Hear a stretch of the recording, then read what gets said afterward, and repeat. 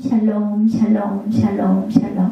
하나님 사랑합니다. 여러분 주 안에서 사랑합니다. 오늘 베드로전서 마지막 장 5장입니다. 1절에 보니까 그리스도 고난의 증인이다 라고 베드로가 소개가 되죠. 너희 중 장로들에게 고난하니 나는 함께 장로된 자요 그리스도의 고난의 증인이다 이렇게 얘기하죠. 나타날 영광에 참여할지어다. 나타날 영광이 뭐예요? 주님을 오실 날, 그죠? 예. 마태복음 24장 30절에서 31절, 마가복음 13장 26, 7절에 보면 인자가 구름을 타고 능력과 큰 영광으로 오는 곳을 보리라. 예, 나타날 영광이죠. 골로새서 3장 4절에도 우리 생명이신 그리스도께서 나타나실 그때 너희도 그와 함께 영광 중에 나타나리라 이렇게 말씀하고 있어요. 그리고 8절에 잠깐 보면 5장 8절에 보면 근신하라 깨어라 너희 대적 마귀가 우는 사자같이 두루 다니며 삼킬 자를 찾는다고 얘기하죠. 예, 사단이 어떻게 했어요? 창조 에덴 동산에서 창세기 3장 1절에서 6절에 나타나 있습니다. 출애굽시대 광야교회였죠. 신명기 30장 17절에 주임시대 마태복음 10장 15절에서 20절에 성령시대 사도행전 20장 28절에서 32절 재림시대 계시록 2장 3장 13장에 말하고 있죠. 우는 사같이 마귀들이 삼킬자를 찾으려고 두루 다닌다.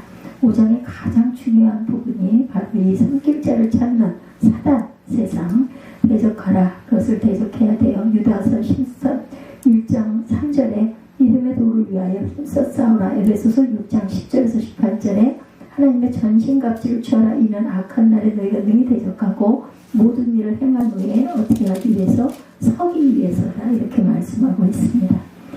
마이크가 엄청 시끄러워서 뒤로 소리가 들려가지고 힘드네요. 베드로는 그리스도의 고난의 현장을 눈으로 보고 입으로 증거할 뿐만 아니라 그리스도의 고난에 참여하여 복음을 위해 고난받는 삶을 살았다는 의미에서 진정한 그리스도의 고난에 증인된 자격이 있다.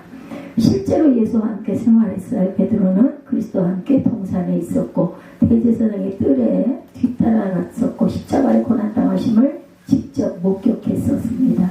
자신을 장로된 자로 이렇게 소개하고 있죠. 1절에 보면 그리스도의 고난의 참 증인이다 이렇게 소개합니다.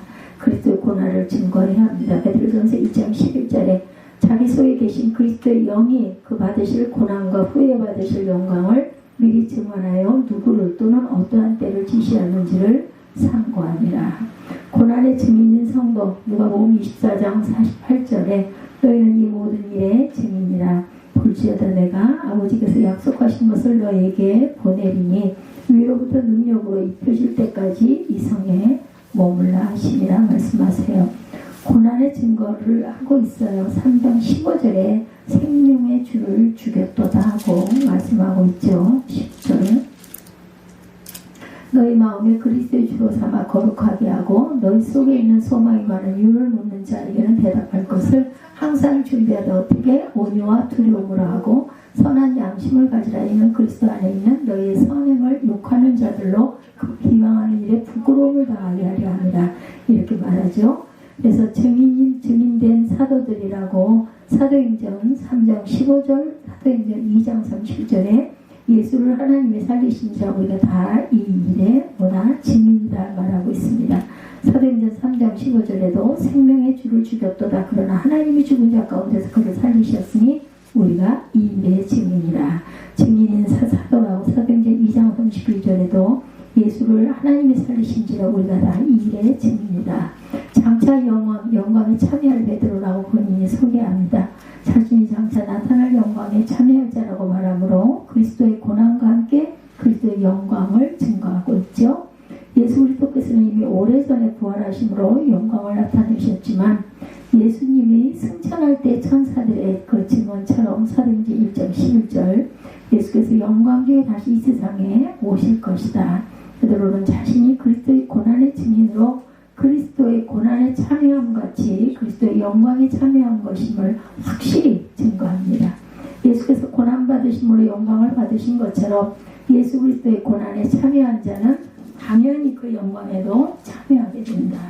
그리스도의 재림 때의 영광입니다. 골로새서 3장 4절에 우리 생명이신 그리스도께서 나타나실 그때 너희도 그와 함께 영광 중에 나타나리라. 고난과 비교할 수 없는 영광이다. 로마서 8장 18절에 생각하건대 현재의 고난은 장차 우리에게 나타날 영광과 비교할 수 없도다.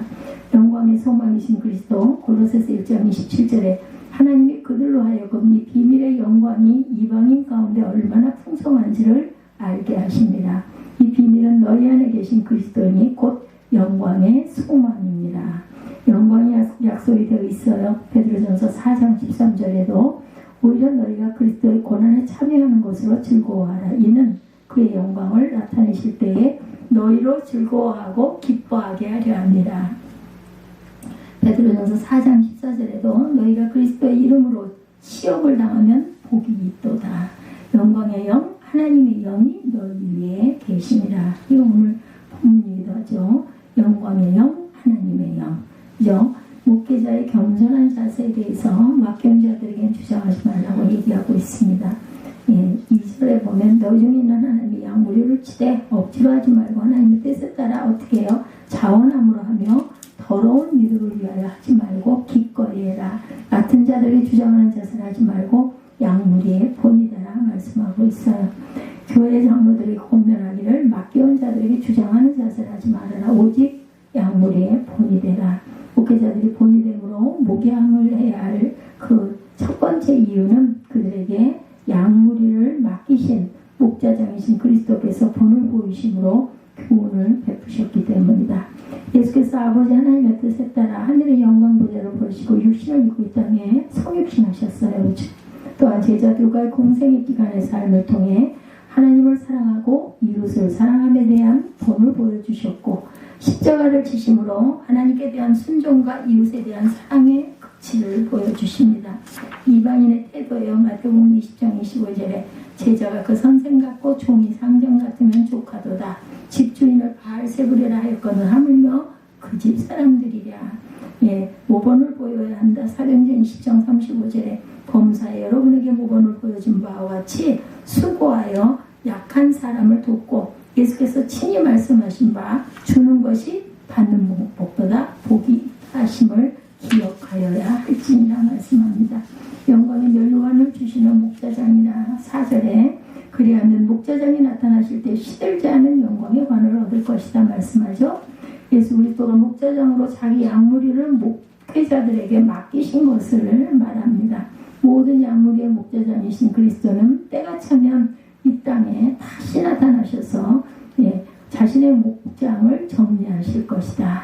예수께서는 재림하실 때 심판주로 오셔서 자신의 양들을 천국으로 인도하고 염소들을 지옥불로 던질 거라. 마태복음 25장 31절에서 46절에 증거되어 있습니다. 또한 양들을 맡기셨던 목자들에 대해서도 주님의 명령을 신실하게 준행했는지 안 했는지를 판단하셔서 주님의 양들을 맡아 신실하게 목양을 잘 감당한 자들에게는 시들지 않는 영광의 면류관을 주실 것이다. 주께서 모든 이들에게 그 행한 대로 보호하시죠. 충성한 자가 받게 되는 것에 대해서 계시록 2장 10절에 너는 장차 받을 고난을 두려워하지 말라. 볼지어다 마귀가 장차 너희 가운데서 몇 사람을 옥에 던져 시험을 받게 하리니 너희가 10일 동안 환난을 받으리라. 내가 죽도록 충성하라. 그리하면 내가 생명의 관을 내게 주리라.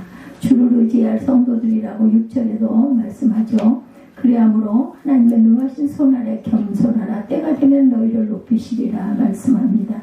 염려를 모두 다 어디다 주께 맡겨라. 7절이죠.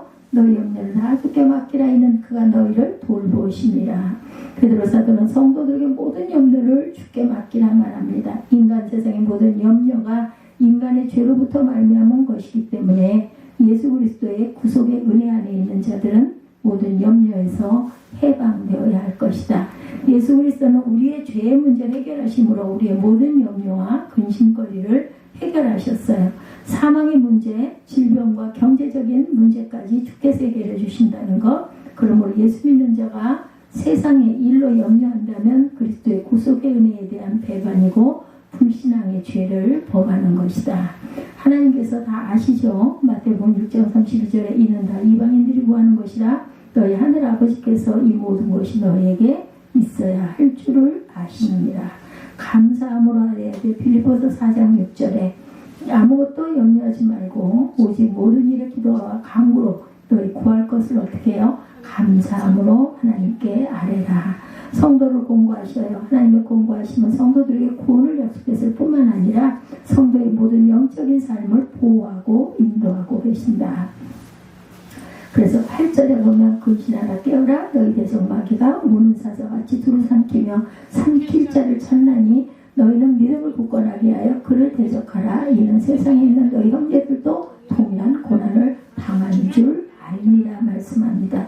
하나님의 권고하심은 성도에게 구원을 약속했을 뿐만 아니라 모든 영적인 삶을 보호하고 인도하신다. 하나님께서 믿는 자들에게 성령을 선물로 주시고 성도들을 신앙의 길로 인도하시고 죄악의 행위를 제어하셨다.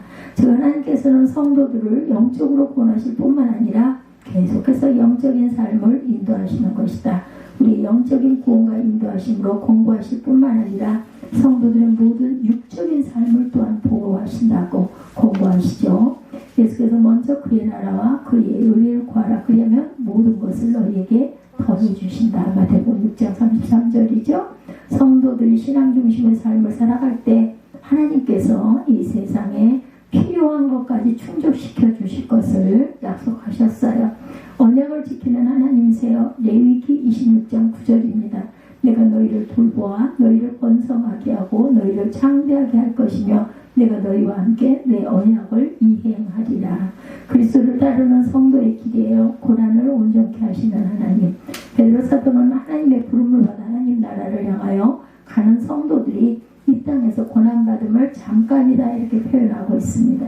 성도들이 이 세상에서 받는 잠깐의 고난은 성도들을 온전케 하고 굳게 하고 강하게 하고 털을 견고하게 하고 그렇게 하기 위해서 하나님께서 허용하셨다.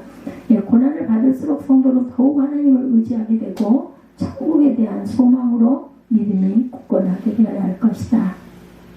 그러므로 성도는 고난이 닥쳐올 때 근심하지 말고 적극적으로 대처해서 신앙의 발전의 기회를 삼아야겠다. 하나님의 뜻을 행하게 하세요. 히브리서 13장 21절에 모든 선한 일에 너희를 온전하게 하사 자기 뜻을 행하게 하시고 그 앞에 즐거운 것을 예수 그리스도로 말미암아 우리 가운데 이루시기를 원하노라. 영광이 그에게 세세 무궁토록 있을지어다. 아멘. 하나님의 사랑이 온전케 된다고 요한 1서 2장 5절이죠. 누구든지 그의 말씀을 지키는 자는 하나님의 사랑이 참으로 그 속에 온전하게 되었나니 이로써 우리가 그의 안에 있는 줄을 아노라. 그의 안에 산다고 하는 자는 그가 행하시는 대로 자기도 행할지니라. 굳고 강한 터전의 길이라고 10절에 증거하고 있습니다. 10절 보죠. 모든 은혜의 하나님 곧 그리스도 안에서 너희를 부르사 자기의 영원한 영광에 들어가게 하시니가 잠깐 고난을 당한 너희를 친히 온전하게 하시며 굳건하게 하시며 강하게 하시며 털을 견고하게 하시리라. 권능이 세세 무궁토록 그에게 있을지로다. 하나님께서는 성도들에게 믿음을 주시고 그 믿음을 더욱 굳게 하시고 강하게 하시고 믿음을 이렇게 성장시켜 주셨다. 굳게 한다는 말은 튼튼한 기초 위에 세운다라는 뜻이죠. 어떠한 세찬 바람에도 꺾이지 않는 기초가 든든한 믿음을 갖게 한다. 강하게 한다는 말은 원기가 왕성하게 한다는 뜻으로 사단의 괴리와 싸워 이기는 힘 있는 믿음을 갖게 되는 것을 의미합니다. 성도의 믿음을 강하고 굳세게 하심으로 믿음의 털을 굳건하게 세워가신다. 주께서 굳게 하시는 성도는 데살로니가 후서 3장 3절에 주는 믿으사 너희를 굳건하게 하시고 악한 자에게서 지키시리라 말씀하세요. 믿음에 굳게 서라. 골로새서 2장 7절이에요.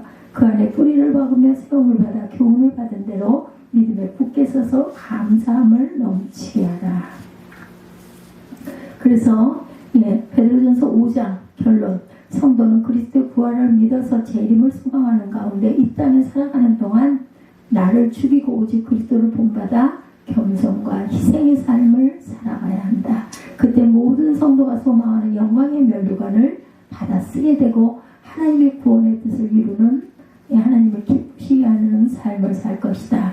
오직 성경만이 삶의 매뉴얼이다 이렇게 말하죠. 목사, 저널리스트, 칼럼니스트, 캐리커처 작가로 활동하고 있던 베르너 티키 퀸스텐 마허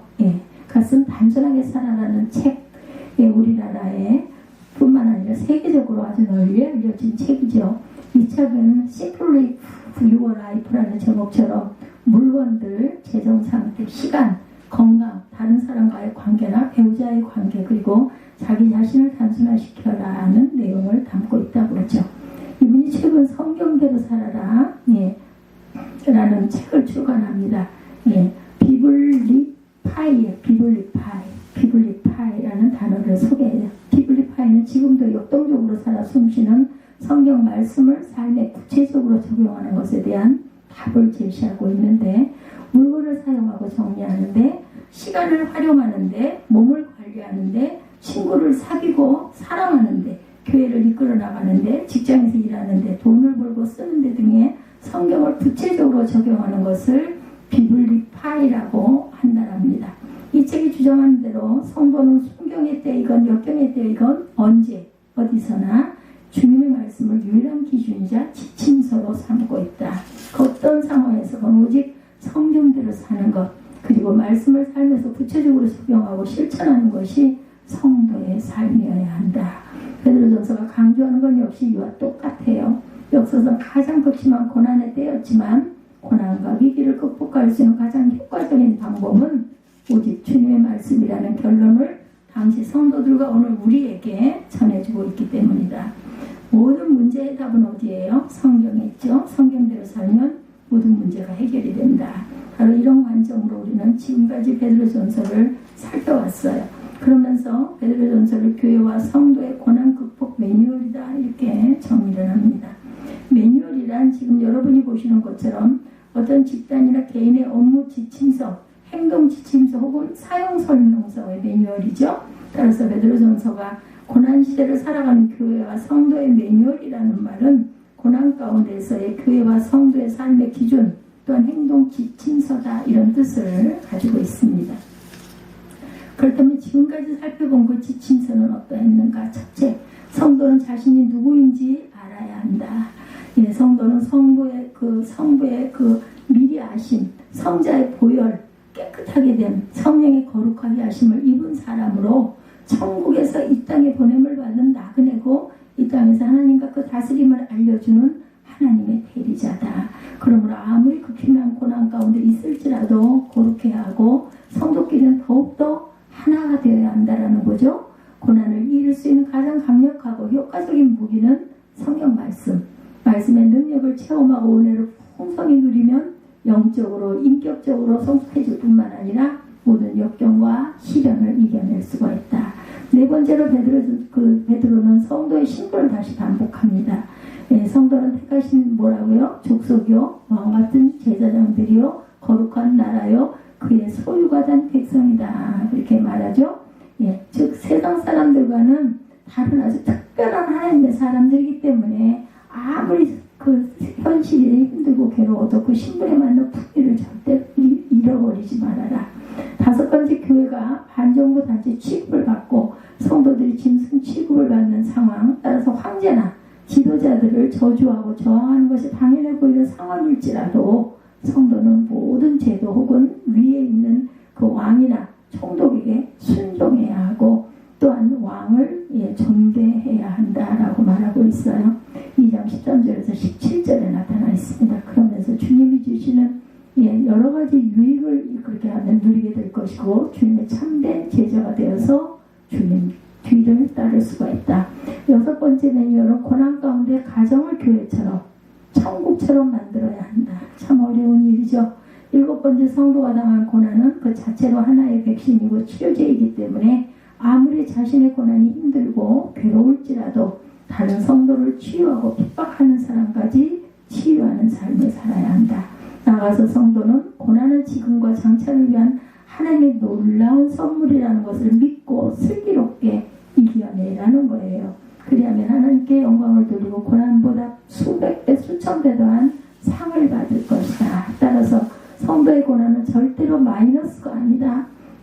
뿐만 아니라 고난 때문에 순탄할 때는 잘 보이지 않던 예수님을 보게 되고 고난 때문에 주님을 닮게 되고 고난 때문에 더 거룩하고 깨끗하게 된다.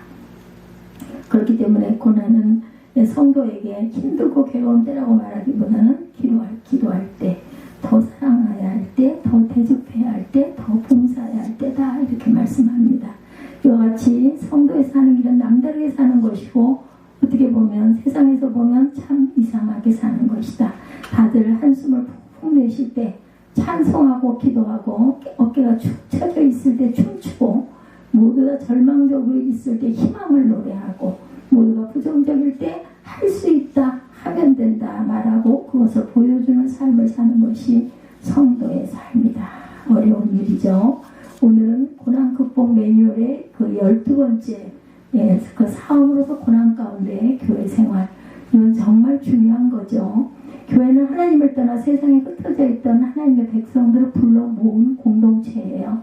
또 교회는 주님의 몸으로 예수님이 세상에 계신 것처럼 주님을 보여주고 들려주는 공동체다. 그리고 하나님의 권석, 하나님의 가족이죠.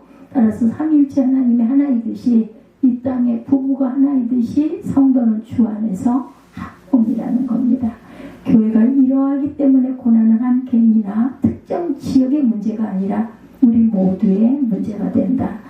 그가 힘들고 아프면 나도 함께 힘들고 아픈 것이 교회여야 한다라는 거죠. 따라서 성도의 고난은 공동체가 함께 감당하고 이겨낸 문제다. 바로 오늘 본문이 이야기를 하고 있는 거. 그렇다면 교회 공동체가 고난을 이겨내는 구체적인 방법은 무엇일까?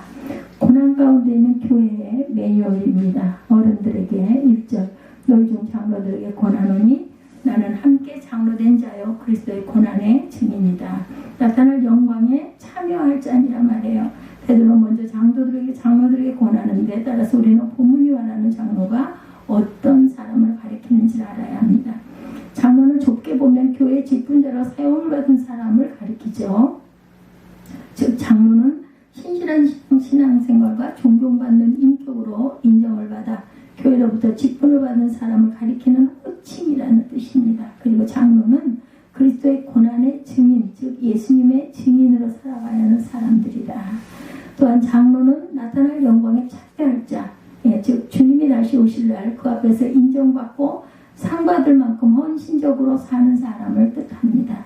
따라서 이 장로를 넓은 의미로 해석해도 괜찮은데 그렇게 보면 장로는 베드로처럼 신앙 1세대라고 부를 수 있는 사람들을 가리키는 말이라고 할 수 있죠. 교회 어른, 나이가 경륜과 삶에서 선배가 되는 사람을 가리키는 것이 장로. 사회나 국가가 어려울 때일수록 어른이 필요하죠. 문제가 없을 때, 잘 나갈 때는 젊은이들이 주로 보이는데 어려울 때가 되면 사람들은 어른을 찾습니다. 그렇다면 좀 더 구체적으로 어른은 어떤 사람을 가리키는 말일까? 우리말 어른은 첫째, 신라 향가 서동요에 나오는 어루다에서 비롯된 말이라고 합니다. 어른이라는 말은 신라 향가 서동요에 나오는 얼우다 이 말이 바뀌어서 변해서 어른이 됐다는 거예요. 정이 많아서 모든 사람을 아우를 수 있는 사람이라는 뜻을 갖고 있어요. 둘째, 어리 큰 사람, 큰 혼을 가진 사람이라는 뜻을 또한 가지고 있다고 합니다. 이것을 신앙적으로 풀이하면 어른은 존경받을 만한 영적이고 인격적으로 성숙을 이루어 그 마음이 넓고 사상이 깊은 사람을 뜻한다. 모범이 되는 사람, 앞서가는 지도자라는 뜻이기도 합니다. 따라서 이 어른은 젊은이들이 그들의 경험과 지혜의 말을 교훈으로 삼을 수 있는 사람, 그리고 또한 그가 그들의 간 길을 믿고 따라갈 수 있는 사람, 그들의 말 한마디에도 큰 힘을 얻을 수 있는 사람, 그리고 그들의 존재 자체만으로도 든든함을 갖게 되는 사람, 이런 사람이 어른이라는 거죠. 안타깝게도 지금 우리나라의 문제 가운데 하나가 바로 어른들이 보이지 않는 것이 문제죠. 선배 혹은 어른을 공경하는 것은 구시대의 유물로 여겨진 것이 이미 오래된 일이다. 교실에서 교권이 무너진 그러한 자는 이미 오래죠. 선배들이 후배를 눈치 보느라 제대로 가르치지 못하는 것은 일반 기업이든 공무원 사회든 다를 게 없다라는 거예요. 이런 현실을 두고 역사가들은 어른이 있는 사회는 복된 사회이지만 어른으로 인정받고 존경받는 사람이 없는 그러한 사회는 불행하다 이렇게 말을 합니다. 그런 점에서 우리 사회는 불행한 사회가 아닐까. 세상이 이러하다면 교회의 그 사정은 또한 어떨까. 상식적인 이야기지만 어른으로 대접받으려면 먼저 어른이 어른이 되어야 되겠죠. 그다음 오늘 본문이 말하는 어른은 어떤 사람인가. 2절과 3절에서 베드로는 하라는 것과 하지 말라는 것을 적절하게 섞어서 말합니다. 너 중에는 하나님이 양무리를 치되 억지로 하지 말고 하나님의 뜻을 따라 어떻게 자원함으로 하며 더러운 이득을 위하여 하지 말고 기꺼이 하며 맡은 자들에게 주장하는 자세를 하지 말고 양무리의 본이 되라. 즉 어른이란 적극적으로 해야 할 것 세 가지와 맡아야 할 것, 그 말아야 할 것 세 가지가 갖춰진 사람이 바로 어른이다. 그 다음 어른은 무엇을 하는 사람일까? 교회에서 어른의 기본 사명은 하나님의 양무리를 치는 사람. 근데 당시 상황에서 교회 어른이 된다는 것은 정말 쉽지 않은 문제였다라는 것. 일본 강점기 때 만주, 상해, 하얼빈 등에서 독립군들을 모으죠. 피 끓는 젊은이들이 독립군에 자원하면 그들에게 세 가지를 물었다고 합니다. 첫째, 총 맞을 각오가 되어 있는가? 둘째, 굶어 죽을 각오가 되어 있는가? 셋째, 얼어 죽을 각오가 되어 있는가? 이처럼 베드로 당시 교회 어른들이 된다는 것은 순교가 첫 번째 제물이 된다는 의미를 갖고 있고 순교의 첫 번째 제물이 되어야 어른이 될 수 있다는 것. 따라서 자원한다는 것은 죽으려고 불 속으로 뛰어든 것 같은 일이었다. 그런데도 자원하여 어른으로 살려는 사람들이 많았다는 거예요. 그 시대에. 그렇게 자원하여 어른이 되면 그에 따르는 책임도 굉장히 많고 컸겠죠. 우선 어른이 된 사람은 양무리의 본이 되어야 한다. 모범, 모델이 되어야 한다. 신앙의 본, 삶의 본, 예배의 본, 말씀과 기도 생활의 본, 섬김과 나눔과 선교의 본 등을 구체적으로 보여 일반 성도들이나 젊은이들이 따르게 만들 줄 알아야 한다.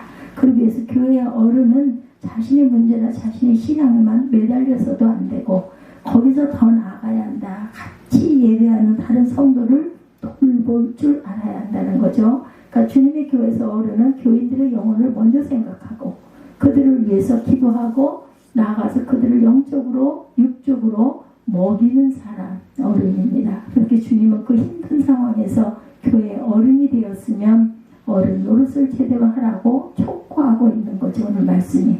또한 교회의 어른은 다음의 것을 하지 않는 사람, 무엇이든지 억지로 하지 않는다. 억지로 어른 노릇하려 들지 말라는 것이고 자질도 안 되면 가르치려 들지 말라는 것입니다. 또한 이익을 위해서 혹은 이기적인 목적을 갖고 교회와 성도를 섬겨서는 안 된다. 섬김은 이익의 도구가 아니라 헌신과 희생의 통로이죠. 세 번째는 성도들이나 젊은이들에게 주장하는 자세로 해서는 안 된다. 먼저 나서서 먼저 일하고 먼저 섬기는 사람이 어른이라는 거죠. 또한 자신이 주인인 것처럼 하지 말라는 뜻이고 나가 진짜 주인, 진짜 어른은 주님뿐임을 절대로 잊지 말아라. 이렇게 어른으로 살면 어떻게 될까? 4절에 그리하면 목자장이 나타나실 때에 시들지 아니하는 영광의 관을 얻으리라. 목자장이란 말은 신약성경에 단 한 번 이것에 나와요. 예수님을 가리키죠. 베드로를 포함한 모든 장로와 직분자들과 어른들은 예수님의 대리자다. 그러므로 주님은 자신을 대신하여 교회의 어른으로 산 사람에게 상을 주실 것이다. 그가 주실 상은 시들지 아니하는 영광의 관이라는 것입니다. 마치 고대 올림픽의 메달리스트들이 월계수 관을 쓰는 것처럼 영원히 변하지 않고 아름답고 그 빛을 내는 면류관을 쓰게 될 것이라는 것. 그러므로 주 안에서 어른되는 저와 여러분은 신앙의 본, 예배의 본, 말씀과 기도생활의 본, 가정생활과 직장생활의 본, 시간 사용과 물질 사용의 본이 되어야 할 것이라는 것. 또한 헌신과 봉사로 교회 생활의 본이 되시기 바랍니다.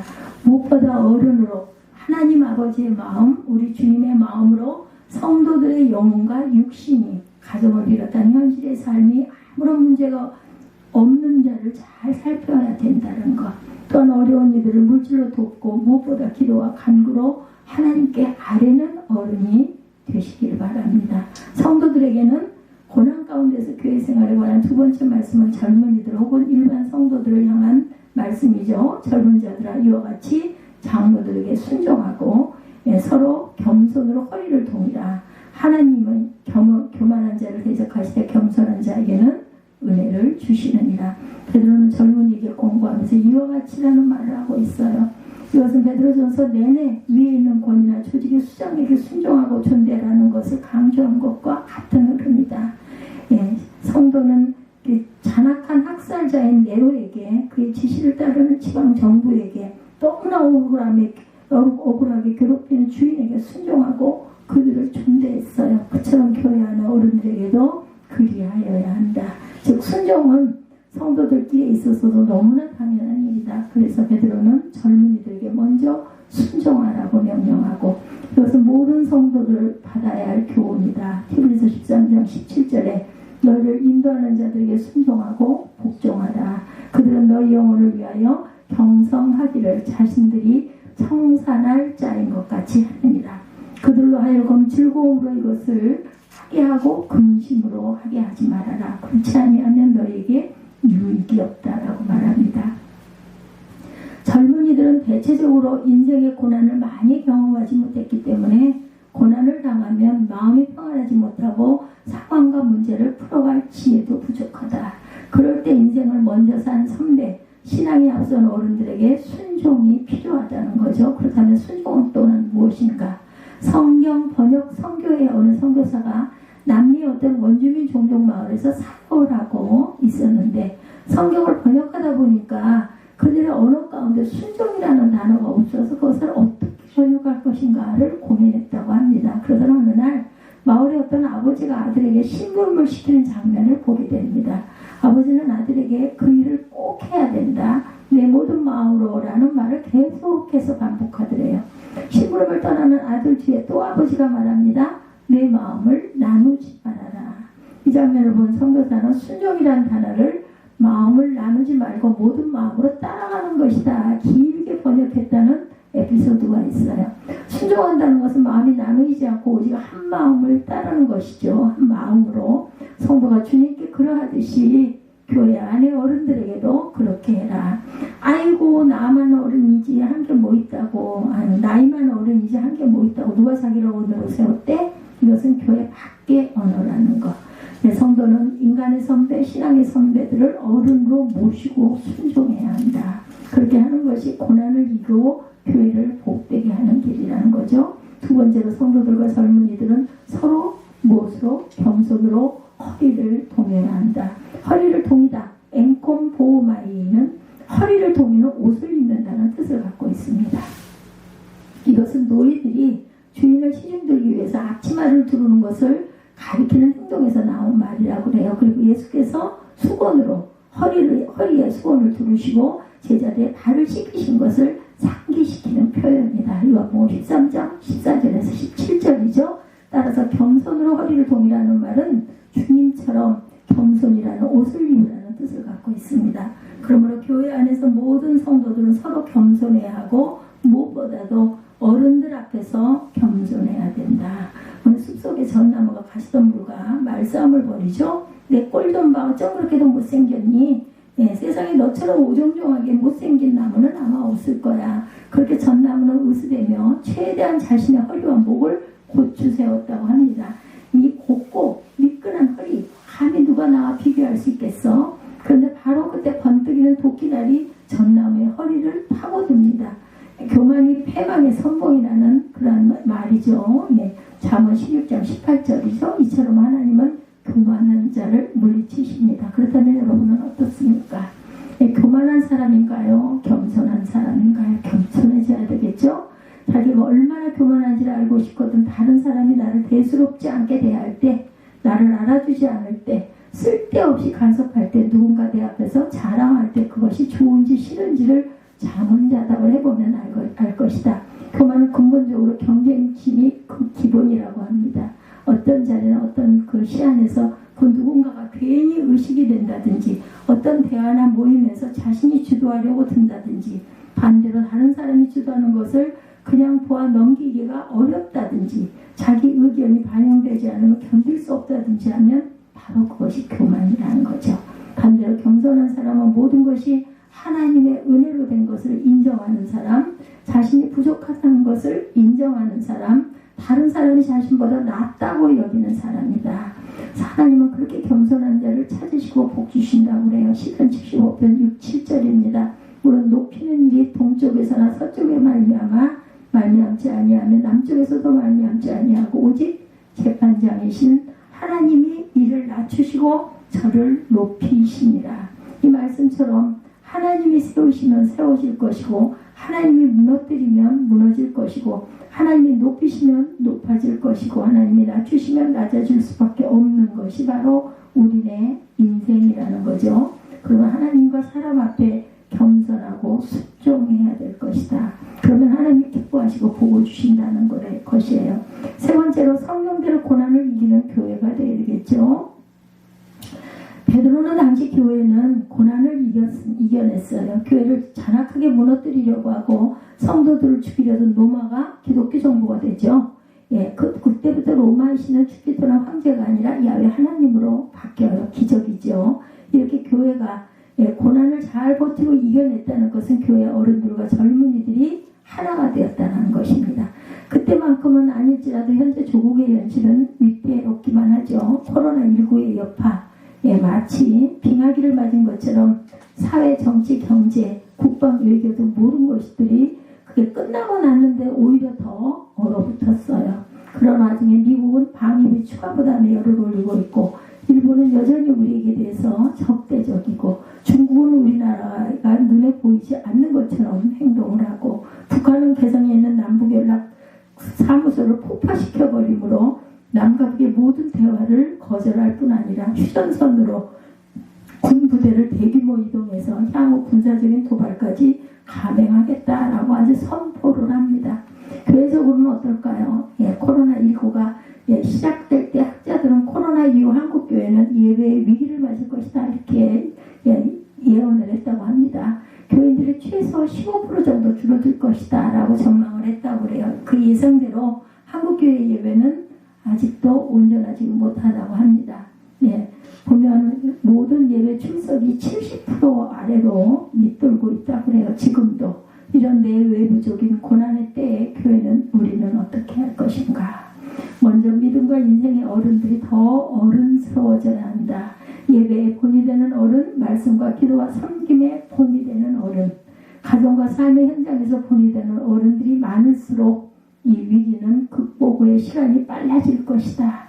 즉 어른이 더 많이 움직이고 어른들이 더 많이 기도하고 더 많이 헌신하고 더 깊이 예배할 때 교회는 고난을 빨리 이겨낼 것이고 고난을 복으로 바꿀 수 있다. 그리고 어른들이 기초를 든든히 다져준 그 위에 일반 신자들도 성도들도 다음 세대들이 그 본을 받아 그들을 따르게 되면 다음 세대인 그들에게도 복이 되고 교회는 이 고난과 위기를 더 빨리 극복할 수 있을 것이다.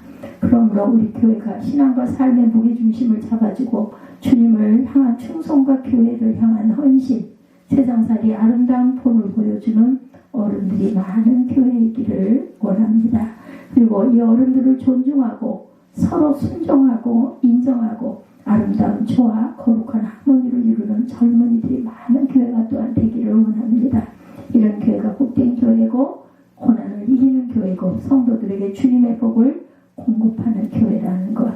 오늘 베드로전서 5장 말씀 마지막 말씀을 증거하면서 복되고 하나님께서 원하시는